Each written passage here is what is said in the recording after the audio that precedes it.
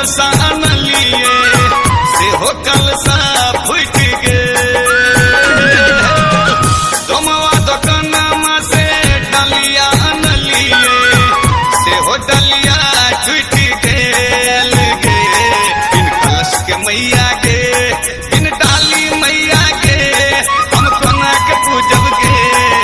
सोनरा दुकानमा से गहना अनलिए सोनरा दुकानमा से गहना अनलिए गे सेहराइए गेलै गे मैया कोना के पूजब गे सोनरा दुकानमा से गहना अनलिए सोनरा दुकानमा से गहना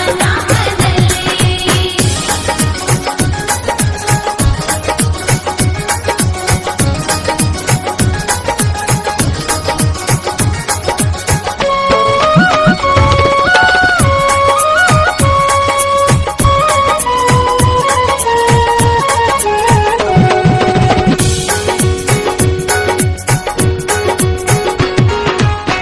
मलिया दुकानमा से माला अनलिए से हो माला टूट गे हलवैया दुकानमा से लड्डू अनलिए से हो लड्डू फूट गेल गे बिन मालक मैया गे बिन लड्डू मैया गे हम कोना के पूजब गे सोनरा दुकानमा से गहना अनलिए सोनरा दुकानमा से गहना अनलिए गे सेहराइए गेलै गे मैया कोना के पूजब गे सोनरा दुकानमा से गहना अनलिए सोनरा दुकानमा से गहना अनलिए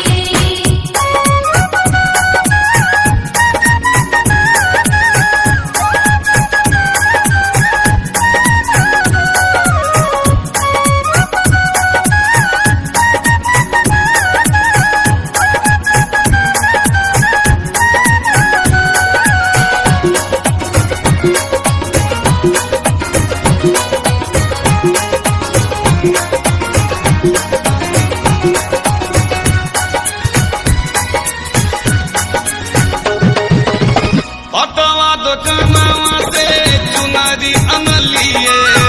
से हो चुनरी फट गे बनिया दुकानमा से नारियल अनलिए से हो नारियल सूख गेल गे बिन चुनरी के मैया गे बिन नारियल मैया गे कोना पूजतो दरभंगिया